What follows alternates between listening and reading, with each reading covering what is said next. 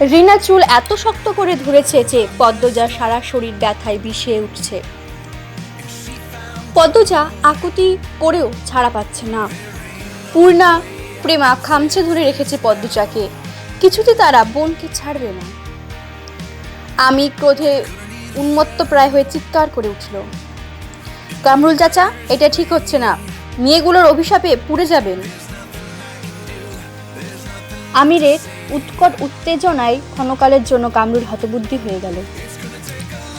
রমিজ আলী কামরুলের নরম নিঃশব্দ ভয়ার্ত মুখের দিকে চেয়ে ভেতরে ভেতরে উদ্বিগ্ন হয়ে তাচ্ছিলের ভঙ্গিতে বলল, বেশ্যাদের সাপে কেউ পড়ে না।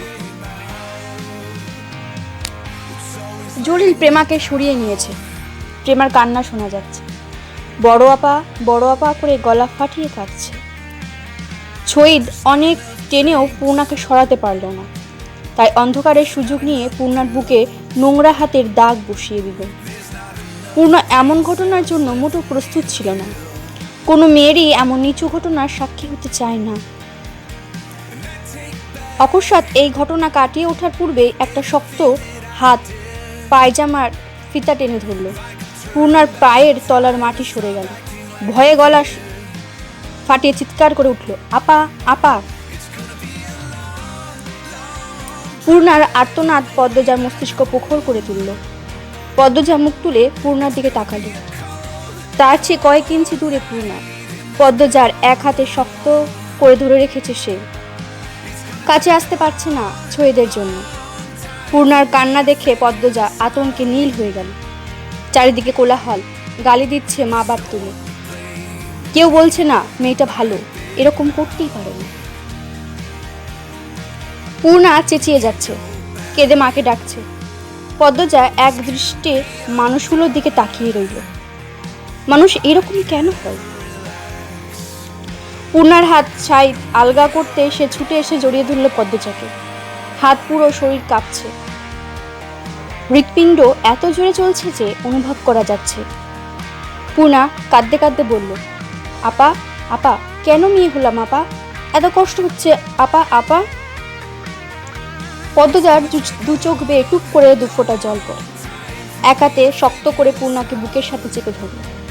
রমিজের উস্কানিতে কামরুল গলা চেঁচিয়ে বলল, নটির বান শহীদ। পূর্ণার কানে কথাটা আসতেই সে আরো জোরে পদ্মজাকে জড়িয়ে ধরল। পদ্মজা ঠান্ডা স্বরে বলল, পূর্ণা, ছেড়ে দে আমায়। রিনা পদ্মজাকে চুলে ধরে টেনে নিয়ে যেতে চাইলেই পদ্মজা জায়গা থেকে এক চুলও নড়ল না, ঠায় দাঁড়িয়ে রইল। পূর্ণাকে ফিসফিসিয়ে বলল, বেঁচে থাকলে সব উসুল হবে, ছেড়ে দে। পদ্মজার কণ্ঠে কি যেন ছিল। পূর্ণা সাথে সাথে শান্ত হয়ে গেল। চোখ তুলে পদ্মজার দিকে তাকালো। পদ্মজার গাল বেয়ে রক্ত ঝরছে। শহীদ পূর্ণাকে নিতে আসলে পদ্মজা একটি দুঃসাহসিক কাজ করে বসল। শহীদের অন্ডকোষ বরাবর লাথি বসিয়ে দিল। শহীদ মাগো বলে কুকিয়ে উঠল। জলিল সহ উপস্থিত তিনজন তেড়ে আসলো পদ্মজার দিকে। পূর্ণাকে ধাক্কা দিয়ে ছুঁড়ে ফেললো দূরে।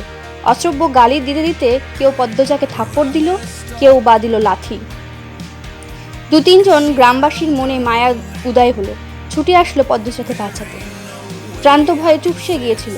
পদ্মজাকে কাদায় ফেলে মারতে দেখে দৌড়ে আসে।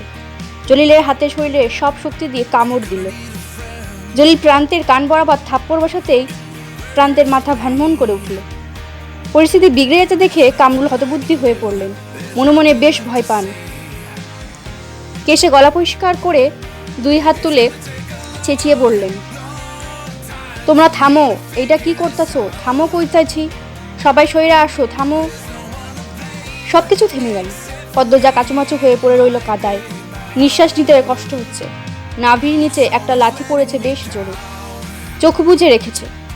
দুহাত বুকের ওপর, লম্বা চুল কাদায় মেখে ছড়িয়ে আছে আশেপাশে। যন্ত্রণায় যেন পাঁজরগুলো মরমর করে ভেঙে যাচ্ছে। পূর্ণা জ্বরের তোপে জ্ঞান হারিয়েছে। হেমলতার মা মঞ্জুরা বাড়িতে ঢুকে পদ্মজাকে এভাবে পড়ে থাকতে দেখে আটকে উঠলেন। দৌড়ে এসে পদ্মজাকে তুলতে চাইলে কামরুল হুঙ্কার ছাড়েন, এই ছেড়িরে ধরন যাইব না, জান এন থাকা। মঞ্জুরা পদ্মজার কামিজ ঠিক করে দিলেন। এরপর দুজন লোককে নিয়ে পূর্ণাকে তুলে ঘরে নিয়ে গেলেন। মঞ্জুরার বুক কাঁপছে হেমলতার ভয়ে। হেমলতা বারবার বলেছিল 2 দিন তার মেয়েদের চোখের আড়াল না করতে, আর তিনি একা বাড়িতে ছেড়ে দিয়েছেন। ইচ্ছে হচ্ছে এক ছুটে কোথাও পালিয়ে যেতে। হিমেল নাক টেনে টেনে কাঁদছে, জপ করছে হেমলতার নাম। মঞ্জুরা রেগে ধমক দেয়, আহ থাম তো। বাপের বাড়িতে কাউকে না পেয়ে হেমলতা চিন্তায় পড়েন। মোর্শেদ বলেন, আমরা আর বাড়ি তো গিয়া বইয়া রয়েছে মনে হয়, আও বাড়িতে যাই। হেমলতা মিনমিনে গলায় বলেন, তাই হবে। দুজন হেঁটে বাড়ির রাস্তায় ওঠে। তখন পাশ কেটে একজন মহিলা হেঁটে যায়। কিছুটা হাঁটার পর মোর্শেদের খটকা লাগলো। তিনি ঘাড় ঘুরিয়ে তাকান। মহিলাটি অনেক দূর অবধি চলে গিয়েছে। মহিলার অবয়ব দেখে মোর্শেদের বাসন্তীর কথা মনে হলো। মনে মনে আওড়ান, বাসন্তী আইছে। পরপরই নিজের মনকে বুঝ দেন, না না, এ আইবো কেমনে, আর আইলেও যাইব গা কেন। তিনি আর মাথা ঘামালেন। হেমলতার বুক দুরু দুরু করছে, ঠান্ডা বাতাস বইছে, তবুও তিনি ঘামছেন অজানা আশঙ্কায়। বাড়ির কাছাকাছি এসে তিনি দেখতে পেলেন মাতব্বরকে। মাতব্বরের সাথে আরও 2 জন ব্যক্তি। এছাড়া বাড়ির সামনে মানুষের ভিড়ও দেখা যাচ্ছে। হেমলতার হৃৎপিণ্ড যেন থমকে গেল। মেরুদণ্ড বেয়ে বরফের ন্যায় ঠান্ডা কিছু একটা ছুটে গেল। তিনি নিঃশ্বাস বন্ধ রেখে ছুটতে থাকেন। পিছলা খেয়ে পড়ে যেতে গিয়েও নিজেকে সামলে নেন। হেমলতার দৌড় দেখে মোর্শেদ অবাক হন। প্রশ্ন করে, তুমি দৌড়াচ্ছ কেন? হেমলতা প্রশ্নটি শুনলেন না। নিকাব বাতাসের দমকে উড়ে পড়ল দূরে। তিনি ভিড় ঠেলে বাড়িতে ঢোকেন। কোলাহল বেড়ে গেল। এত ভিড়ের মাঝে একটা মেয়েকে পড়ে থাকতে দেখে তিনি অবাক হন। অন্ধকারে মেয়েটাকে চিনতে বেশ অসুবিধা হচ্ছে। তিনি আঙুল তুলে বিড়বিড় করেন, মেয়েটা কে? হেমলতার প্রশ্ন কারো কান অবধি গেল না। কোথা থেকে একটা আলো এসে পড়ল পদ্মজার ওপর। সাথে সাথে হেমলতার চক্ষু দয়ের সামনে পদ্মজার কাদা রক্তে মাখা মুখ ভেসে উঠল। হেমলতা গগন কাঁপিয়ে আর্তচিৎকার করে উঠল, পদ্মজা রে! পদ্মজার বুক ধড়াস করে উঠল, অস্তিত্ব কেঁপে উঠল। আম্মা এসেছে, তার পৃথিবী, তার শক্তি। পদ্মজা দুর্বল 2 হাতে ভর রেখে উঠে বসার চেষ্টা করল, পারল না। ভাঙা গলায় জোরে দিয়ে শুধু ডাকলো, আম্মা, আম্মা। হেমলতার পৃথিবী থমকে গিয়েছে। বিধ্বস্ত, পর্দাহীন, কাদা রক্তমাখা পদ্মজাকে দেখে বিশ্বাস হচ্ছে না। এটা তার মেয়ে। তিনি দ্রুত নিজের বোরখা খুলে পদ্মজাকে ঢেকে বুকের সাথে জড়িয়ে নিলেন। অসহনীয় যন্ত্রণায় যেন কলিজা বেরিয়ে আসছে তার। তার সোনার কন্যার এ কি রূপ! কে করলো? কাপা কণ্ঠে বললেন, পদ্ম, আমার পদ্ম। হেমলতার বুকে মাথা রেখে পদ্মজা হাউমাউ করে কেঁদে উঠল, বলল, আম্মা, আম্মা। হেমলতার পদ্মজাকে আরো চেপে ধরেন বুকের মাঝখানে। দৃষ্টি অস্থির, বুক হাঁপড়ের মতো ওঠানামা করছে।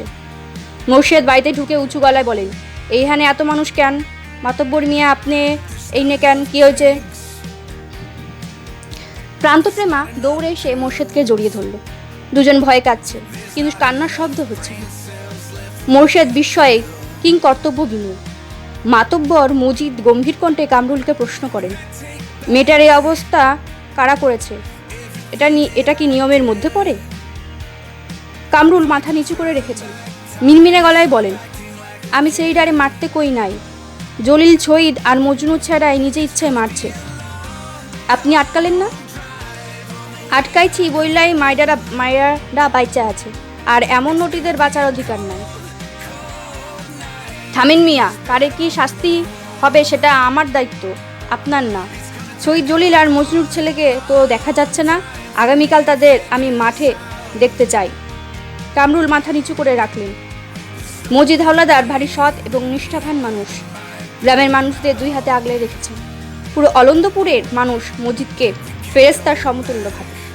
25 বছর ধরে অলন্দপুর সামলাচ্ছেন তিনি। গুড়ি গুড়ি বৃষ্টি পড়ছে। অন্ধকার গাঢ় থেকে গাঢ়তর হচ্ছে। হেমলতা কিছুতেই হিসাব মিলাতে পারছেন না।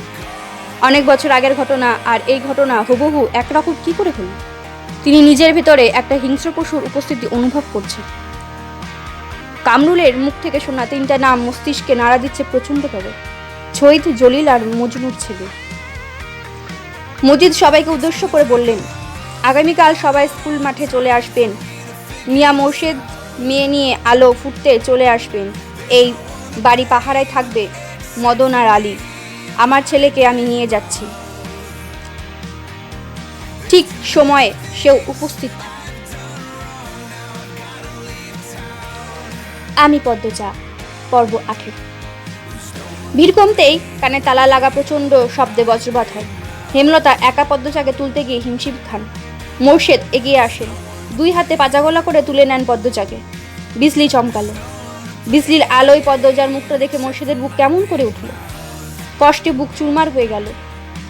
জন্মের দিন পদ্মজাকে কোলে নেওয়ার পর যে অনুভূতিটুকু হয়েছিল, ঠিক সেরকম একটা অনুভূতি হয়। অনুভূতিটুকির নাম বোধ হয় পিতৃত্ব।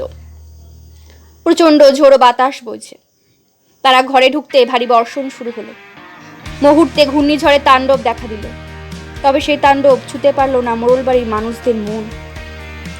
ঝড়ের তাণ্ডবের চেয়েও বড় তাণ্ডবের সাথে যুদ্ধ করে চলেছে তারা। হেমলতা গরম পানি করে পদ্মজাকে গোসল করালেন, জামা কাপড় পাল্টে দিলেন। পদ্মজার ঠোঁট কামড়ে নীরবে কেঁদে গেল। চোখের জল আটকে রাখতে পারছেন না কিছুতেই। ইচ্ছে হচ্ছে বাড়ির পেছনে সবচেয়ে বড় আম গাছের সাথে ফাঁস লেগে মরে যেতে। মন দুর্বলতায় শূন্য, ছুঁই ছুঁই। হেমলতা পদ্মজার চুল মুছে কপালে চুমু দিলেন। পদ্মজার নাকে 1 ফোঁটা জল পড়ল। পদ্মজা চোখ তুলে মায়ের দিকে তাকালো। আম্মা আসছে। আমার আম্মা কই? আম্মা আসে নাই? পাশের ঘর থেকে পূর্ণার চিৎকার ভেসে আসলো। সেকেন্ড কয়েক মধ্যে পূর্ণা ছুটে এলো। হেমলতাকে দেখে ঝাঁপিয়ে পড়ল হেমলতার বুকে। হাওমাও করে কেঁদে উঠল। পূর্ণার শরীরের আগ্নেয়গিরি মনে হচ্ছে। এত গরম, জ্বরে পুড়ে যাচ্ছে। পূর্ণার কান্না দেখে পদ্মজা ডুকরে কেঁদে উঠল। হেমলতা স্তব্ধ হয়ে 2 মেয়ের কান্না শুনলেন। সামলানোর চেষ্টা করলেন না। মঞ্জুরা দরজার সামনে কাচুমাচু হয়ে দাঁড়িয়ে আছেন। টিনের চালে ভারী বর্ষণের শব্দ। জগৎ সংসারে সেই শব্দ একাকার হয়ে যাচ্ছে। মাঝরাত, বাতাসের বেগ প্রচন্ড। হেমলতা কালো রঙের শাড়ি পরে একটা ব্যাগ কাঁধে ঝুলিয়ে বাড়ির বাইরে পা বাড়ান। মঞ্জুরা বারান্দার ঘর থেকে উঁচু কণ্ঠে বলেন, রামদা, ব্যাগে কেন ঢুকাইছোস? আর কোন কেলেঙ্কারি বাকি? হেমলতা বিদ্যুৎ বেগে ফিরে দাঁড়ালেন। পলকমাত্র মঞ্জুরার মুখের প্রতি তীক্ষ্ণ দৃষ্টিপাত করে নিঃশব্দে ধীরে ধীরে বর্ষণ মাথায় নিয়ে বাড়ি ছেড়ে বেরিয়ে গেলেন। এবং সঙ্গে সঙ্গে মঞ্জুরা শুষ্ক হয়ে উঠলেন। ছুটে পদ্মজার ঘরে গেলেন। পদ্মজা চুপচাপ শুয়ে আছে। মৃদু ফোপানোর আওয়াজ পাওয়া যাচ্ছে। পূর্ণা ঘুমাচ্ছে। তিনি এ ঘর ছেড়ে দ্রুত বারান্দার ঘরে আসলেন। বড্ড অস্থির লাগছে।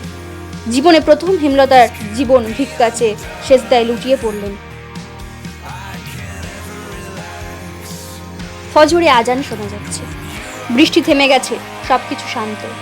পদ্মজা ঘর থেকে বেরিয়ে বারান্দায় আসলো। গেটের শব্দ পেয়ে চমকে তাকালো। উৎসুক হয়ে তাকিয়ে রইল। হেমলতা ঢোকেন বিধ্বস্ত অবস্থা। মঞ্জুরা পদ্মজার পাশে এসে দাঁড়িয়েছে। পদ্মজার টের পেলেন। হেমলতা বাড়িতে ঢুকে কাঁধের ব্যাগটা মুরগির খুপির সামনে ছুঁড়ে ফেললেন। অন্ধকারের জন্য মুখ স্পষ্ট নয়। হেমলতা বাড়ির পেছনের দিকে চলে গেলেন। পদ্মজার বুক দুর দুর করছে। সে ধীর পায়ে উঠোনে এসে দাঁড়ালো। পেছনে মঞ্জুরা। পায়ের শব্দে চমকে তাকালো পদ্মজা। দেখতে পেল মঞ্জুরাকে। ফিসফিসিয়ে বলল, নানু, আম্মা কোথায় গিয়েছিল? মঞ্জুরা ক্ষণকাল নীরব থেকে এরপর বললেন, জানি না। মঞ্জুরার কণ্ঠে ভয়। পদ্মজা দুর্বল শরীর ঠেলে নিয়ে আসলো বাড়ির পেছনে। দেখতে পেল হেমলতা নদীতে নেমে গোসল করছেন। এক নিঃশ্বাসে কয়েকটা ডুব দিলেন। পদ্মজা ব্যস্ত পায়ে ঘাটের কাছে এলো। ক্ষীণস্বরে ডাকল, আম্মা। হেমলতা ঘুরে তাকালেন। ঝড় শেষে আকাশ ধবধবে সাদা, অন্ধকার কাটার পথে। পদ্মজা বলল, ঠান্ডা লাগবে। হেমলতা কিচ্ছুটি বললেন না। গোসল শেষ করে উঠে আসেন ওপরে। পদ্মজা আর কিছু বলল না। হেমলতা উঠানে এসে মঞ্জুরাকে বললেন, পূর্ণারে নিয়ে আসো আম্মা। পদ্মজা অবাক হয়ে শুধু দেখছে। পূর্ণা আসে ধীর পায়ে হেঁটে। তার জ্বর অনেকটা কমে এসেছে। মঞ্জুরা দূরে দাঁড়িয়ে রইলেন। হেমলতা মৃদু হেসে পূর্ণাকে বললেন, পদ্মজা পাশে এসে দাঁড়া। পূর্ণা হতবুদ্ধি হয়ে পড়ল। সে বাধ্যের মতো পদ্মজার পাশে এসে দাঁড়ালো। হেমলতা মুরগির খুপির পাশ থেকে কালো ব্যাগটা হাতে তুলে নিলেন। ব্যাগ থেকে একটা রামদা আর একটা কৌটো বের করলেন। পূর্ণা রামদা দেখে চমকে উঠল। দু বোন চাওয়াচাওয়ি করলো একবার। হেমলতা রক্তে মাখা রামদা দুই মেয়ের পায়ের সামনে রাখলেন।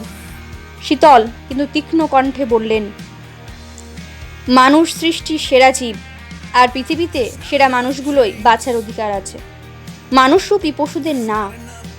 যখন যেখানে কোনো মেয়েকে অসম্মান হতে দেখবি, এক কোপ দিয়ে অমানুষটার আত্মা দেহ থেকে আলাদা করে দিবি। যে তোকে অসম্মান করেছে সে দোষী, তুই না। তার শাস্তি পাওয়া উচিত, তোর না। তাই আত্মহত্যার কথা কখনো ভাববি না। দোষীর আত্মহত্যা করা উচিত। আর আমি মনে করি এতে পাপ নেই, বরং পাপীকে বিনাশ না করা পাপ। আর আমার মেয়েরা যেন সেই পাপ কখনো না করে। সেই মেয়েদের এইসব কি শিক্ষায় দিতাচোস তুই? মাথা খারাপ হয়ে গেছে তোর? মঞ্জুরা হৈ হৈ করে উঠল। হেমলতা ঢোক গিলে মঞ্জুরার কথা হজম করে নিলেন। এরপর আবার মেয়েদের দিকে তাকিয়ে বললেন, আমি কখনো ছেলে চাইনি, মেয়ে চেয়েছি। প্রতিবাদী দুঃসাহসিক মেয়ে চেয়েছি। আল্লাহ আমাকে 3টা মেয়ে দিয়েছেন। এখন সেই মেয়েরা যদি এইটুকুতে দুর্বল হয়ে পড়ে, কিভাবে হবে? ঠিক আগের মতোই মাথা উঁচু করে বাঁচবি। যতদিন আমি আছি কেউ তোদের অসম্মান করে টিকতে পারবে না। আমি না হয় যতদিন বেঁচে থাকি তাদের শাস্তি দেব, পৃথিবী থেকে মুছে দেব। কিন্তু যখন থাকবো না, তখন তখন কি তারা বেঁচে থাকবে? বেঁচে থাকতে দেয়া ঠিক হবে?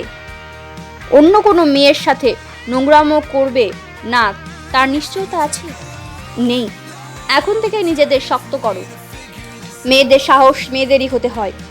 নিজেকে রক্ষা করার দায়িত্ব নিজের। রাতের স্মৃতি দুঃস্বপ্ন ভেবে ভুলে যেতে বলবো না। মনে রাখো, প্রতিটি মানুষের ভেতরে লুকানো হিংস্র শক্তি আছে। সবাই প্রকাশ করতে জানে না, চিনতে পারে না নিজেকে। গত রাতের ঘটনাটা মনে রেখে নিজের ভেতর লুকানো হিংস্র শক্তিটাকে জাগিয়ে হাতের মুঠোয় রাখো, যাতে সঠিক সময়ে হাতের মুঠো খুলে মেরুদণ্ড সোজা করে দাঁড়াতে পারিস।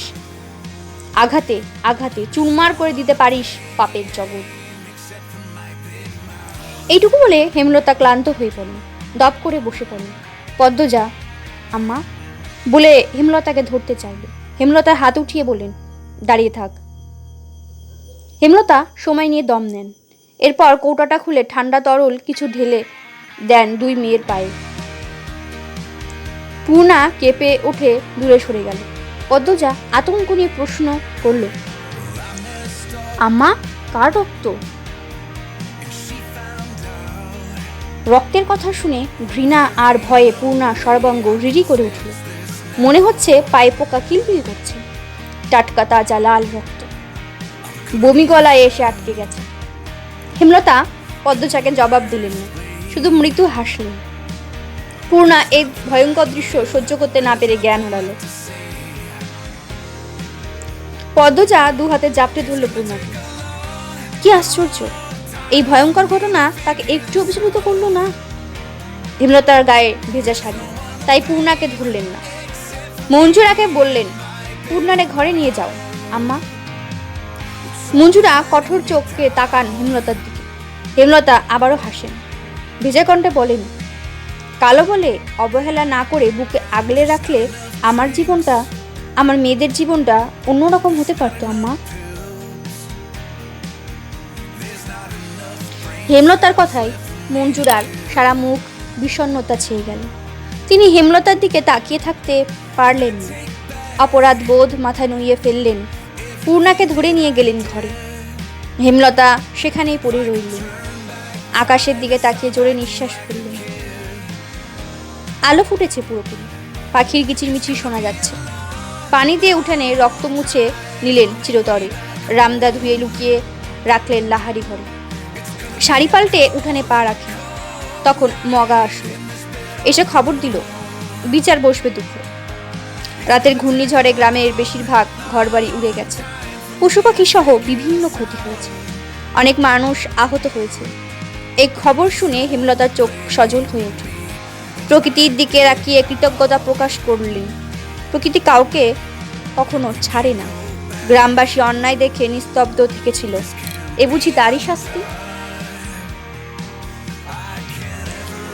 মাথার উপর সূর্য, প্রচণ্ড তাপদাহ।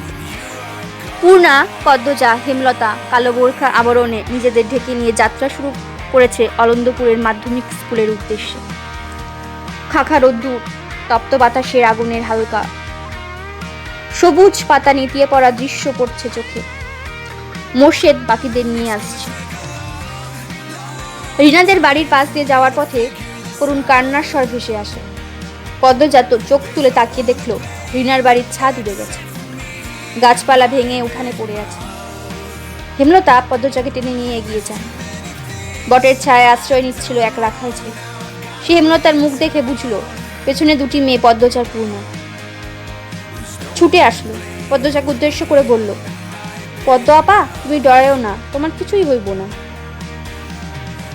চারিদিকে নিঝুম, নিস্তব্ধ, ঝিম ধরা প্রকৃতি। ঘামে দরদর তৃষ্ণার্ত রাখাল হাঁপিয়ে কথা বলছে। স্কুলে যাওয়ার পথে মাঝে মাঝে এই 15 বছর রাখালের সাথে দেখা হলো পদ্মজা। পদ্মজার জন্য পাগল সে, বড় বোনের মতো মান্য করে। পদ্মজা মৃদু করে হাসল। পদ্মজার মুখের ওপর পাতলা পর্দা বলে রাখালের চোখে তা পড়ল না। রাখালকে পেছনে ফেলে 3 মেয়ে এগিয়ে চলল। স্কুলের মাঠে অনেক মানুষ জমেছে। রাতের ঘূর্ণিঝড়ের জন্য আনন্দপুরের বেশি অর্ধেক মানুষ আসেনি, তবুও প্রায় 500 মানুষ তো এসেছেই। ঘটনা ঘটেছে 8 পাড়ায়, আর তা ছড়িয়ে পড়েছে সব পাড়ায়। যথাসময়ে বিচার কার্য শুরু হলো। পদ্মজা এবং আমি দুজন দুদিকে দাঁড়ানো। মাতব্বর ঠান্ডা গলায় প্রশ্ন করল, এদের একসাথে কারা দেখেছে? রমিজ আলী, কামরুল, মালেক হাত তুলল। মজিদ মাতব্বর বললেন, কি দেখেছেন ব্যাখ্যা করুন। রমিজ আগে আগে উঁচু কণ্ঠে বলল, আমি দেখেছি ঝড়ের সন্ধ্যায় আপনার পোলারে পদ্মজার ঘর থেকে বাইর হইতে। বাড়ি তো আর কেউ আছিল না। আমি রেগে গিয়ে কিছু বলতে চাই, মজিদ মাতব্বর হাতের ইশারায় আটকে দিলেন। আমির বাপের বাধ্য সন্তান, তাই থেমে গেল। মজিদ মাতব্বর বললেন, আপনি আমিরকে পদ্মজার ঘর থেকে বেরোতে দেখেছেন? রমিজ আলী দৃষ্টি অস্থির রেখে আমতা আমতা শুরু করলেন। দম নিয়ে বললেন, তারা বারান্দায় থেকে বাইর হইতে দেখেছে। মজিদ মাতব্বর নীরব থেকে এরপর বললেন, তাহলে কোন আন্দাজে আপনি বলছেন তারা নিষিদ্ধ কাজে লিপ্ত ছিল? পদ্মজার সর্বাঙ্গ রিডি করে উঠল। সে চোখ বুজে ফেলল। রমিজ আলী থমকে গিয়ে পরপর হুঙ্কার দিয়ে উঠলেন, একটা অচেনা ছেঁড়া খালি বাড়িতে কোনো ছেড়ির কাছে কেন যাইব? আপনার নিজের ছেঁড়া বলে তার দোষ ঢাকতে পারেন না। আমার ছেড়ির বেলা কিন্তু ছাড়েন নাই। যুক্তি দিয়ে কথা বলুন। আপনার মেয়েকে হাতে নাতে ধরা হয়েছিল, তার গায়ে কাপড় ছিল না, তারা একসাথে একই ঘরে একই বিছানায় ধরা পড়েছে। আমির আর পদ্মজার বেলা সেটা হয়নি। মজিদ মাতব্বরে ক্ষমতা এবং কথার দাপটের সামনে দাঁড়িয়ে থাকতে কষ্ট হচ্ছে রমিজ আলী। কামরুল চুপসে গিয়েছে। সামনে নির্বাচন, মজিদ মাতব্বরকে খেপানো মানে নিজের কপালে দুঃখ বয়ে আনা। ভিড়ের মাঝ থেকে কেউ একজন বলল, তাহলে আপনার ছেলে একটা মেয়ের কাছে খালি পাইতে গেল কেন? মজিদ মাতব্বর উকি দিয়ে প্রশ্নদাতাকে খুঁজে বের করল। তারই প্রতিপক্ষ হারুন রশিদ। মজিদ মাতব্বর আমিরের দিকে তাকিয়ে প্রশ্ন করলেন, তুমি কেন গিয়েছিলে পদ্মজার বাড়িতে? আমি সহজ গলায় বলল, বাড়ি ফিরছিলাম, হঠাৎ ঝড় শুরু হলো। সামনে মোর্শেদ কাকার বাড়ি ছিল। মোর্শেদ কাকা বাড়ি নাই জানতাম না। জানলে বৃষ্টিতে ভিজতাম, তবু ওই বাড়ি যেতাম না। এই গ্রামের অনেকেই জানে আমার শ্বাসকষ্ট আছে। বাড়ির সবাই জানে বৃষ্টিতে ভিজলে ঠান্ডা লাগে, শ্বাসকষ্ট হয়। হারুন রশিদ বললেন, যখন দেখলা ছেলেটা বাড়িতে একলা, তখন বাইর হইয়া গেল না কেন? আমি সঙ্গে সঙ্গে জবাব দিল, আমার মাথায় আসেনি এমন কিছু হতে পারে। আর আমির পদ্মজার দিকে একবার তাকালো। পদ্মজার সাথে সাথে চোখ সরিয়ে নিল।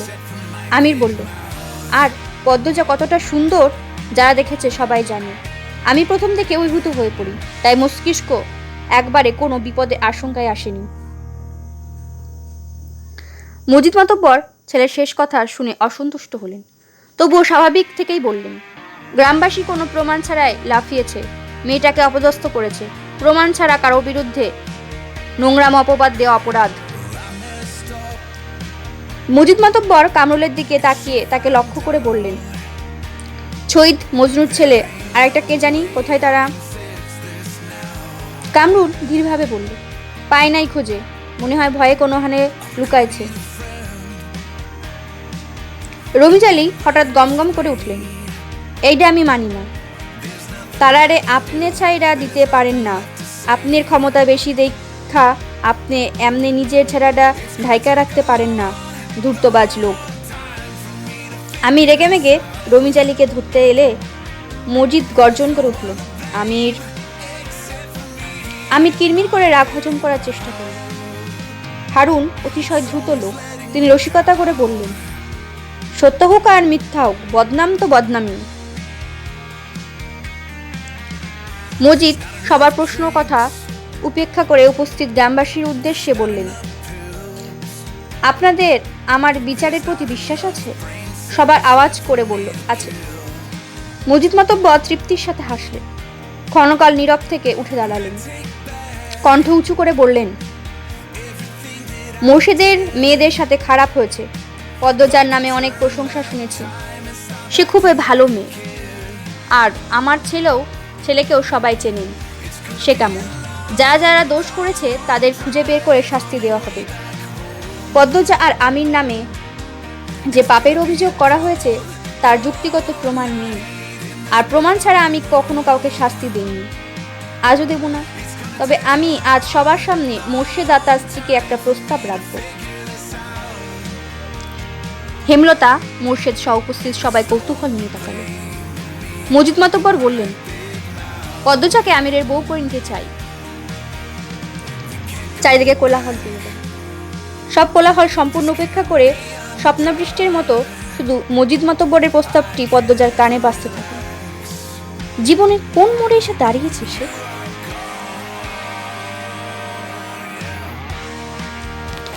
আমি পদ্মজা, পর্ব 19। সূর্যের প্রখর তাপে সমস্ত প্রকৃতি যেন নির্জীব হয়ে উঠেছে। উপস্থিত সবার মধ্যে চাপা উত্তেজনা কাজ করছে। রমিজ আলী, হারুন, রশিদ নামক দ্রুত মানুষগুলোর চোখ ছানা বড়। মজিদ মাতব্বর ধীর শান্ত কণ্ঠে বললেন, আপনারা চাইলে সময় নিতে পারেন, আজ এখানে। হেমলতার কথার মাঝে আটকে দিয়ে বললেন, আপনি বিয়ের তারিখ ঠিক করুন। মজিদ মাতব্বরের প্রস্তাবের চেয়ে এই প্রস্তাবের হেমলতা রাজি হওয়াটা যেন কোলাহল মুহূর্তে দ্বিগুণ বাড়িয়ে দিল। পদ্মজা হতবাক, বিস্ময়ে কিংকর্তব্য। মোর্শেদ চোখ বড় করে হেমলতার দিকে দৃষ্টিপাত করেন। আশপাশ থেকে ফিসফিসানি ভেসে আসছে। মজিদ মাতব্বর মৃদু হাসলেন। এরপর আনন্দ সহিত সবাইকে নিমন্ত্রণ করলেন, আগামী শুক্রবার আমার ছেলের সাথে মোর্শেদ এর বড় মেয়ের বিবাহ। আপনাদের সবার নিমন্ত্রণ রইল। কথা শেষ করে হেমলতার দিকে তাকিয়ে প্রশ্ন করলেন, দিন তারিখ ঠিক আছে? হেমলতা সম্মতি জানালেন। মোর্শেদ অবাকের চরম পর্যায়ে, কোনো কথা আসছে না মুখে। পদ্মজা ঢোক গিলে ব্যাপারটা হজম করে নেয়। মুহিবের সাথে যখন তার বিয়ের আলোচনা হলো তখন সে ভারী অবাক হয়েছিল। লিখন শাহ নামে একটা মানুষকে মনে পড়েছিল। এখন তেমন কিছুই হচ্ছে না, অনুভূতিগুলো ভোতা। যা হওয়ার হবে, সেসব নিয়ে ভেবে লাভ নেই। বিচার সভা ভেঙে গেল। মজিদ মাতব্বর আলাদা করে মোর্শেদের সাথে কথা বলেন। তিনি আগামীকাল নিজ স্ত্রী এবং বাড়ির অন্যান্য বউদের নিয়ে পদ্মজাকে দেখতে আসবে। মোর্শেদ হেমলতা সমস্বরে অনুমতি দিল। বাড়ি ফেরার পথে অনেকের কটু কথা কানে আসে। পদ্মজা, আমি দুজনের চরিত্র খারাপ, এজন্যই বিয়ে হচ্ছে। মাতব্বর ক্ষমতাবান বলে পুরো ব্যাপারটা ঘুরিয়ে নিয়েছে, কিন্তু তলে তলে তো নিজেরা জানে তাদের ছেলে মেয়ে কেমন, তাই তাড়াতাড়ি করে বিয়ে হয়ে যাচ্ছে। কেউ একজন খুব বিশ্রীভাবে পদ্মজাকে উদ্দেশ্য করে বলল, কে জানে মনে কয়তো ছেড়ি পেট বাঁধাইছে, রাইতে বাপ মারে দিয়া পায়ে ধরাইয়া বিয়া ঠিক করছে। পদ্মজার মন তিক্ত হয়ে ওঠে, হাঁটছে ভীষণ কষ্ট হচ্ছে। এত নোংরা মন্তব্য সহ্য করা খুব কঠিন। মিথ্যা অপবাদ চারিদিকে, বোরখার আড়ালে পদ্মজার চোখ দুটি ছলছল করে উঠল। খুব কাঁদতে ইচ্ছা হচ্ছে। হেমলতা পদ্মজার এক হাত শক্ত করে চেপে ধরল। মানুষদের ছায়া ছেড়ে ক্ষেতের রাস্তা দিয়ে যাওয়ার পথে তিনি বললেন, জীবন খুব ছোট। এই ছোট জীবনে ঘটে অনেক ঘটনা। যে ভালো তার সাথে যে শুধু ভালোই হবে তা কিন্তু ঠিক না, উচিত না। ভালো খারাপে মিলিয়ে জীবন। তাই বলে সেই খারাপকে পাত্তা দিয়ে সময় নষ্ট করতে হবে তার কোনো মানে নেই। খারাপটাকে পাশে রেখে ভালো মুহূর্ত তৈরি করার চেষ্টা করবি, ভালোটা ভাববি। শুধুমাত্র কয়েকজনের কথাই কি আসে যায়? পুরো গ্রামবাসী জানে তুই কেমন। পুরো অলন্দপুরে যত মানুষ আজ এসেছে তাদের মধ্যে বেশিরভাগ মানুষই মনে মনে তোর গুণগান গেয়েছে। তারা মনে মনে বিশ্বাস করে তুই নির্দোষ, কিন্তু চুপ ছিল। যারা খারাপদের দলে তারা সংখ্যায় কম বলে কোলাহল করে নিজেদের দাপট দেখাতে চেয়েছিল। সবার অগোচরে বোঝাতে চেয়েছিল আমরা অনেকজন, কিন্তু পারেনি। কোলাহল কোনো কিছুর সমাধান নয়। এখন যারা নিন্দা করলো তারা নিজেদের নিচু মনের পরিচয় দিয়েছে। সেই সাথে আমল নামায় পাপের সংখ্যা বাড়িয়ে দিল। তাদের শাস্তি পৃথিবী এবং আখিরাত দুটোতেই হবে। একদিন এদের শাস্তি হবেই, এই কথাটা ভেবে খুশি হও। সব ভুলে যা, বাকি জীবন পড়ে রয়েছে, সেসব নিয়ে ভাব। চোখের জল অতি আপনজন এবং আল্লাহর জন্য ফেলা উচিত, এদের মতো মানুষের জন্য না। পদ্মজা হু করে কেঁদে উঠল। আচমকা হেমলতাকে মাঝপথে শক্ত করে জড়িয়ে ধরে কান্নামাখা কণ্ঠে বলল, তুমি জাদুকর আম্মা, তুমি জাদু জানো। হেমলতা পদ্মজার পিঠে হাত বুলিয়ে দিলেন। মোর্শেদ পদ্মজাকে কান্না থামাতে বলতে চাইলে হেমলতা ইশারায় চুপ করিয়ে দেন। পাশেই বিস্তীর্ণ ক্ষেত, গ্রীষ্মের দুপুরে রূপ স্পষ্টভাবে দেখা যাচ্ছে। মোর্শেদের কপাল বেয়ে ঝরঝর করে ঘাম ঝরছে। তার দৃষ্টি থমকে আছে হেমলতার দিকে। একটা অপ্রিয় সত্য সম্ভাবনার কথা মনে হতে চোখ দুটো ছলছল করে উঠল। তিনি দ্রুত চোখ সরিয়ে বড় করে নিঃশ্বাস ফেলেন। জীবনের লীলা খেলায় তিনি নিঃস্ব। পদ্মজার কান্না থামার লক্ষণ নেই। হেমলতা ছদ্ম গাম্ভীর্যের সহিত বললেন, এত কাঁদলে কিন্তু মারব। আকাশ জুড়ে তারার মেলা। জানালা গোলে চাঁদের আলো পদ্মজার মুখশ্রী ছুঁয়ে দিচ্ছে। সে বারান্দায় ঘরে উপুর হয়ে শুয়ে আছে। বুকটা কেমন করছে, অনবরত কাঁপছে। হেমলতার উপস্থিতি টের পেয়ে দ্রুত উঠে বসল। হেমলতা পদ্মজার দিকে মুহূর্ত কাল তাকিয়ে রইলেন। পদ্মজা নখ খুঁজছে। হেমলতা বললেন, ঘুম আসছে না? পদ্মজা মাথা দুই পাশে নাড়ালো। হেমলতা আর কিছু বললেন না। পদ্মজা পিনপতা নীরবতা কাটিয়ে বলল, মেজো আপার বিয়ের তারিখ পড়ছে। হেমলতা পদ্মজার দিকে তাকিয়ে আবার চোখ ফিরিয়ে নিলেন। বিছানার ওপর বসে পদ্মজাকে টেনে কোলে শুতে ইশারা করেন। পদ্মজা শুয়ে পড়ল। মায়ের কোলটা তার এখন ভীষণ দরকার ছিল। হেমলতা পদ্মজার প্রশ্ন এড়িয়ে অন্য কথা তুললেন, বললেন, আমি জানি না কোনো মা তার মেয়ের কাছে নিজের বিয়ে সম্পর্কিত আলোচনা করেছে কিনা, কিন্তু আমি আমার বিয়ের গল্প তোকে বলতে চাই, শুনবি? পদ্মজা সায় দিল। হেমলতা পদ্মজাকে বিয়ের ব্যাপারে আগ্রহী করে তোলার জন্য অতিথি নিয়ে যান। সেদিন রাতে আব্বা এসে বলল, 3 দিন পর আমার বিয়ে। আমি খুব অবাক হয়েছিলাম, কষ্ট হয়েছিল। আমি আরো পড়তে চেয়েছিলাম। এরপর শুনলাম যার সাথে আমার বিয়ে হচ্ছে তার পড়াশোনা নেই, জ্ঞানও যথেষ্ট কম, রকচটা লোক। এসব তথ্য জেনে রাগ, মন খারাপ কিছুই হয়নি, ভয় হয়। না জানি কেমন যাবে সংসার। বিয়ের দিন ঘনিয়ে এলো। তোর আব্বাকে তখন আমি দেখি। বিয়ের দিন আয়নায় প্রথম দেখি। কালো একটা মুখ, চোখ দুটি গভীর।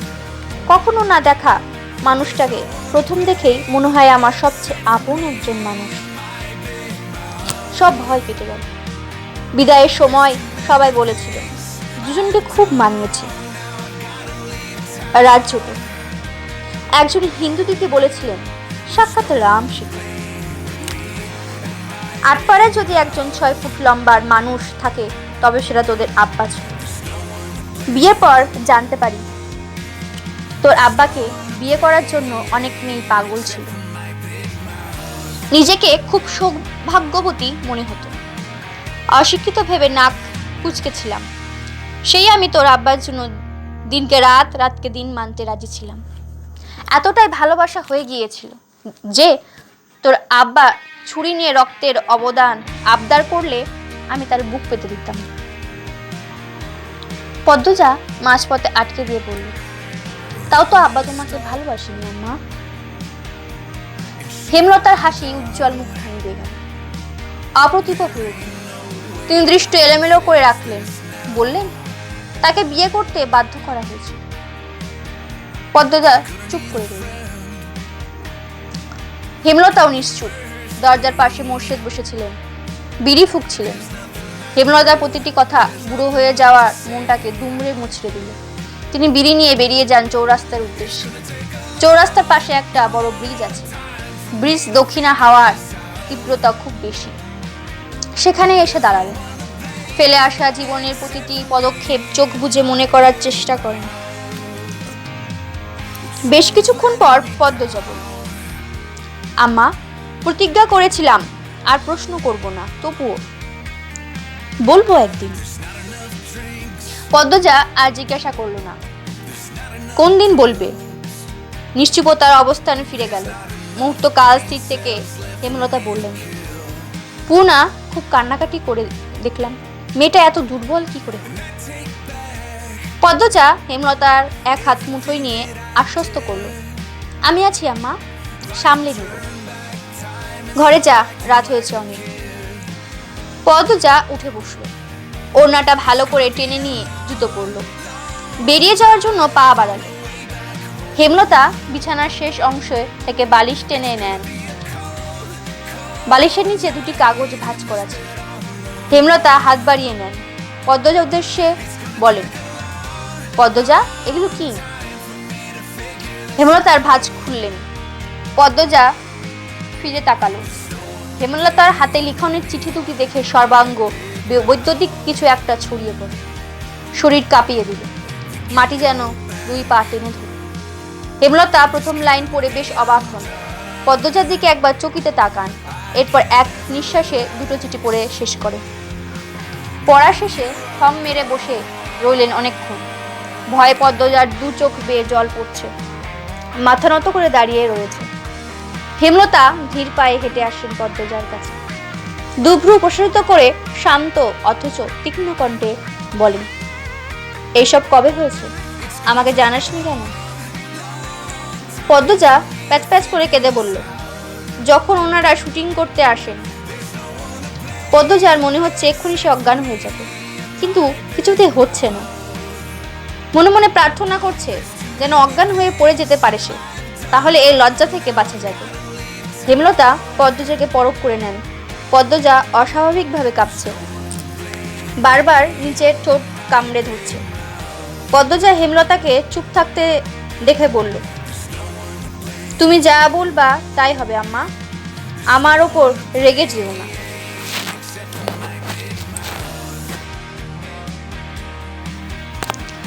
আমি পদ্মজা, পর্ব 20। আজ যেন শুধু মোড়ল বাড়ির মাথার ওপরে সূর্যটা উঠেছে। সকাল থেকে আত্মীয় আপ্যায়নের প্রস্তুতির তোড়জোড় চলছে। সবাই ঘেমে একাকার। বাড়ির প্রতিটি মানুষ ব্যস্ত। মোর্শেদ হিমেল ও প্রান্তকে নিয়ে বাজার করে ফিরেছেন সূর্য ওঠার মাথায়। লাহারি ঘরের পাশে বড় উনুন করা হয়েছে। সাধারণ চালের পরিবর্তে সুগন্ধি কাটারি ভোগ, সিদ্ধ চালের ভাত রান্না করা হয়েছে। ফিরনি রাজহাঁসের মাংস রান্না হচ্ছে। বাড়ি জুড়ে রমরমা ব্যাপার। একদিন আগের ঘটনা ধামাচাপা পড়েছে 95 ভাগ। ছোট ছোট দরিদ্র ছেলেমেয়েরা খাবারের ঘ্রাণ পেয়ে ছুটে এসেছে মোড়ল বাড়ি। সবার মধ্যেই নতুন উত্তেজনা, নতুন অনুভূতি। শুধু পূর্ণা এখনো সেই দিনের ঘটনা থেকে বেরোতে পারছে। চিত হয়ে শুয়ে আছে ঘরে। পদ্মজা মঞ্জুরা আর শিউলির মাকে কাজে সাহায্য করছিল। হেমলতা ধমকে ঘরে পাঠিয়ে দেন। পদ্মজা ঘামে ভেজা কপাল মুছতে মুছতে ঘরে প্রবেশ করে। পূর্ণার চোখ দুটো জলে নদী। পদ্মজা বিছানার উপর পা তুলে বসলো। পূর্ণা পদ্মজার উপস্থিতি টের পেয়ে হাতের উল্টো পাশ দিয়ে চোখের জল মুছল। পদ্মজা কণ্ঠ খাদে নামিয়ে বলল, চোখের জল কি শেষ হয় না? পূর্ণা নিরুত্তর। পদ্মজা অভিজ্ঞ স্বরে বলল, দেখ পূর্ণা, এইসব মনে রাখলে তোরই ক্ষতি। দেখছিস না আমি একদিনের ব্যবধানে সব ভুলে হবু শ্বশুর বাড়ির মানুষদের জন্য রান্না বান্না করছি। তুইও ভুলে যা, তোর বন্ধুরা আসছে, তুই নাকি তাদের ধমকে দিয়েছিস। এটা কিন্তু ঠিক না। পূর্ণা পদ্মজার দিকে তাকাল, দৃষ্টি ভীষণ শীতল। পদ্মজাকে বলল, সত্যি ভুলতে পেরেছো আপা? পদ্মজা সঙ্গে সঙ্গে উত্তর দিল, ভুলিনি, কিন্তু সহ্য করতে পেরেছি। তোর মতো চোখের জল অপাত্রে ঢালছি না। পূর্ণা উঠে বসে একটা বালিশ বুকে জড়িয়ে ধরে দায়সারা ভাবে বলল, তুমি অনেক শক্ত আপা, আমি খুব দুর্বল, আমি ভুলতে পারছি না। পদ্মজা আর এই বিষয়ে কথা বাড়ালো না।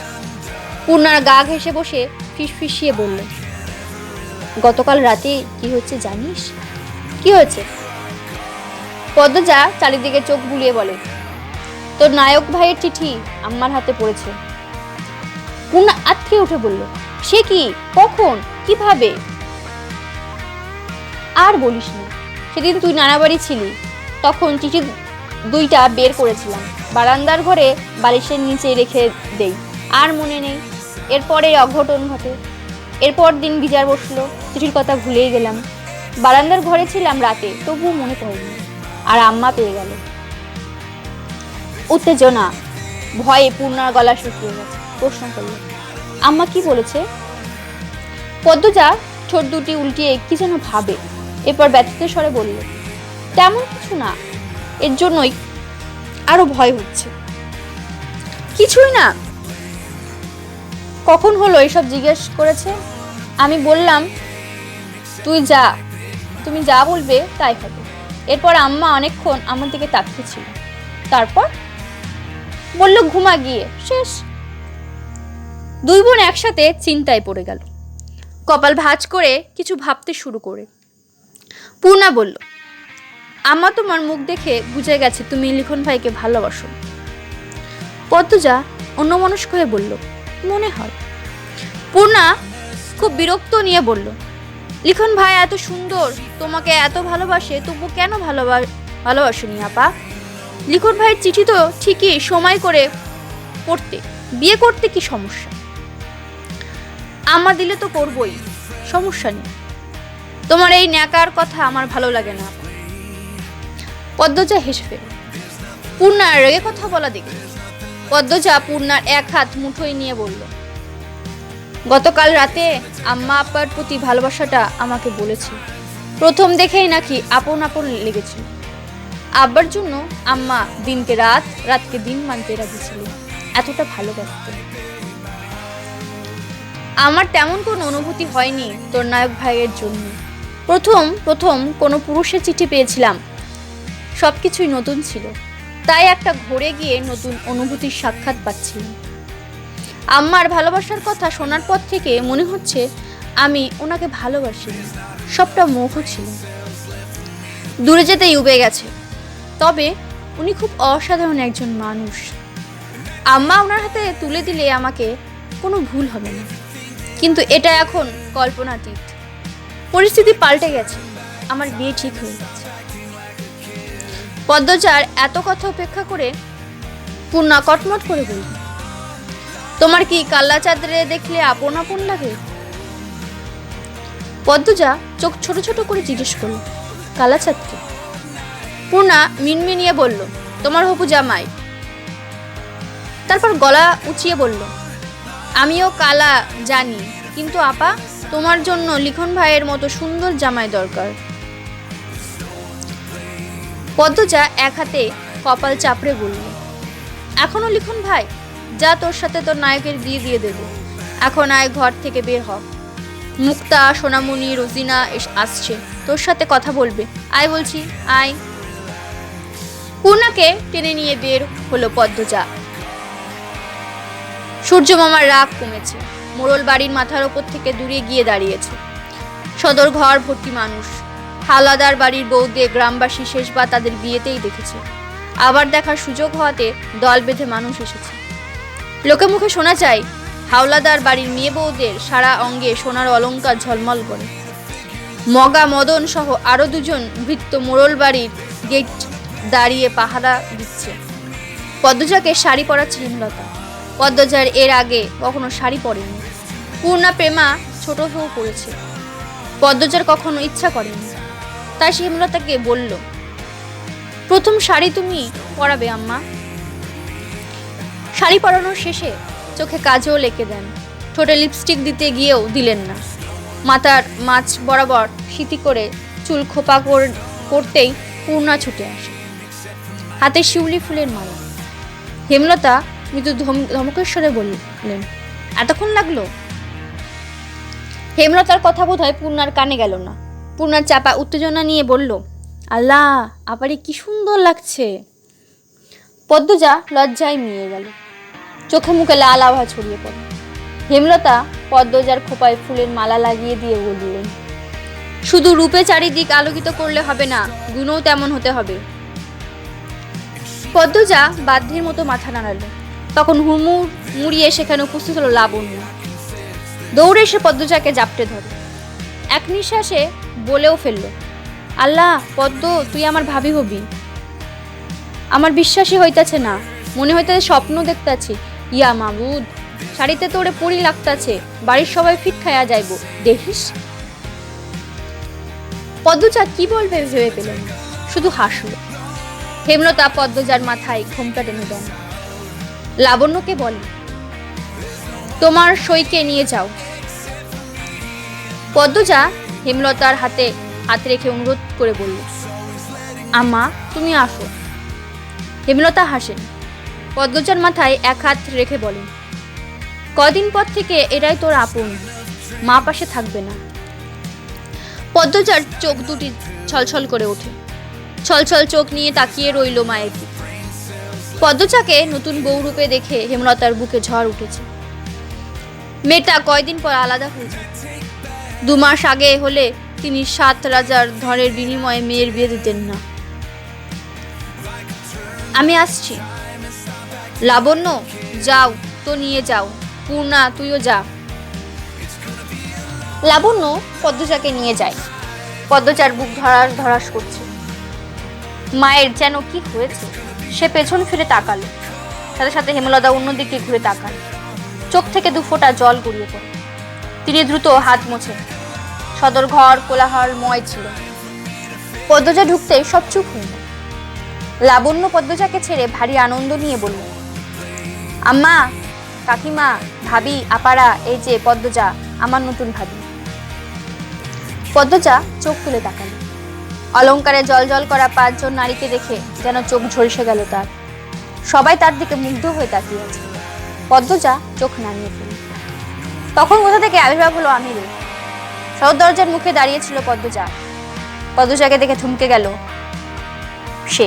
পদ্মজার পরনে খয়েরি রঙের জামদানি শাড়ি। শাড়িতে কোনো মেয়েকে এত সুন্দর মনে হতে পারে এর আগে অনুভব করিনি আমির। আমিরের লজ্জা খুব কম। সে উপস্থিত গুরুজনের উপেক্ষা করে পদ্মজাকে বলল, মাশাআল্লাহ, দিনের বেলা চাঁদ উঠে গেছে। লজ্জায় পদ্মজার রগে রগে কাঁপুনি ধরে। এত লজ্জাহীন মানুষ কি করে হয়? আমরের মা ফরিনা ধমকের স্বরে বলে, বাবু, এই নে বয় আয়শা। আমির পদ্মজার দিকে দৃষ্টি স্থির রেখে মায়ের পাশে গিয়ে বসল। হেমলতা সদর ঘরে প্রবেশ করতেই আমির ধর ফুরিয়ে উঠল। ছুটে এসে হেমলতার পা ছুঁয়ে সালাম করল। হবু শাশুড়ির প্রতি আমিরের এত দরদ দেখে ফরিনা খুব বিরক্ত হলেন। পাশ থেকে ফরিনার যা আমিনা ফিসফিসিয়ে বললেন, মেয়ের রূপ আগুনের হুলকা, বাবু এইবার হাতছাড়া হইল বলে। আমিনার মন্ত্র ফরিনার মগজ ধোলাই করতে পারল না। পদ্মজার রূপে তিনি মুগ্ধ। আমির কালো বলে তিনি ছোট থেকেই আমিরকে বলতেন, বাবু তোর জন্য চান্দেলাকান বউ আনাবো। আর সেই কথা রক্ষার পথে। তিনি শুধু পছন্দ করছেন না শাশুড়ির প্রতি আমিরের এত দরদ। কি দরকার ঝাঁপিয়ে পড়ে পায়ে ধরে সালাম করার? আমির হেমলতাকে ভক্তির সাথে প্রশ্ন করল, ভালো আছেন? হেমলতা মিষ্টি করে হেসে বলল, ভালো আছি, যাও গিয়ে বসো। আমির বাধ্যের মতো মায়ের পাশে গিয়ে বসল। মজিদ মাতব্বর মোর্শেদের সাথে বাইরে আলোচনা করছে। আর কোনো পুরুষ আসেনি বাড়িতে, তারা বিয়ের আয়োজনে ব্যস্ত।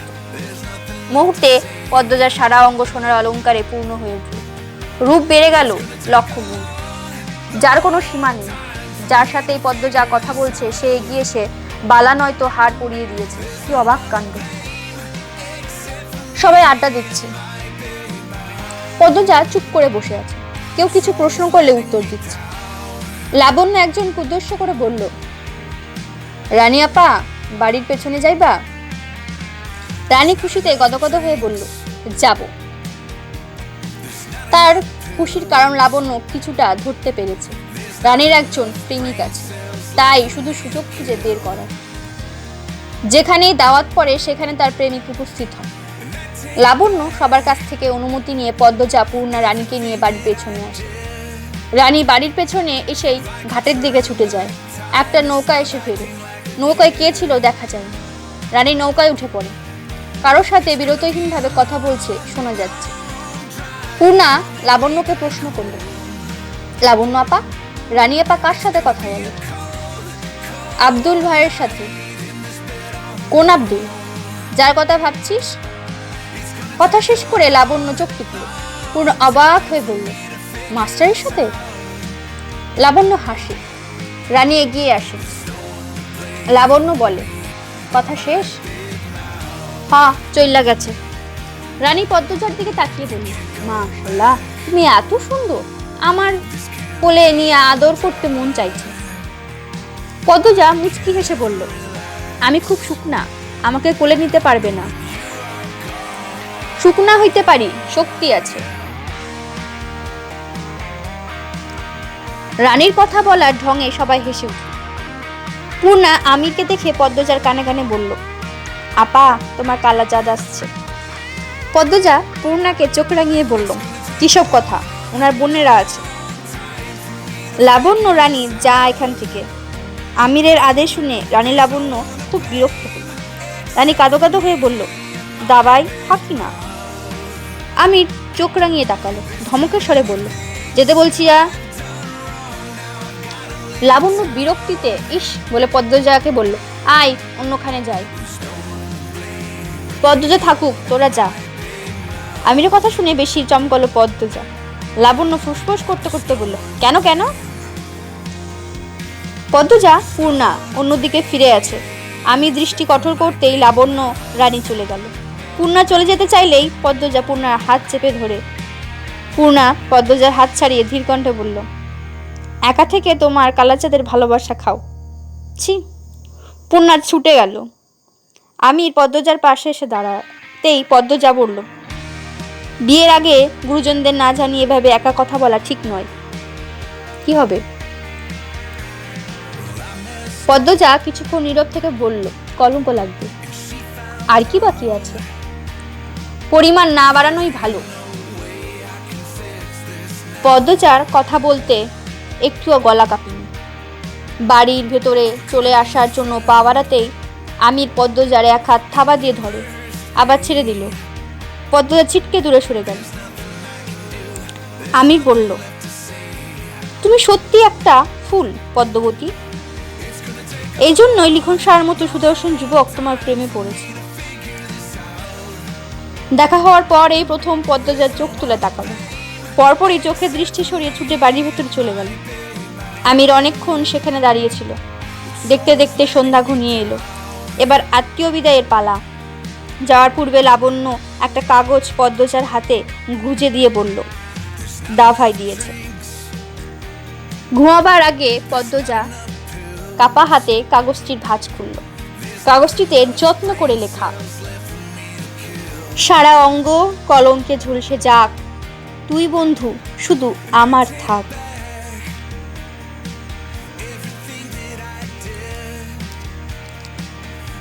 turn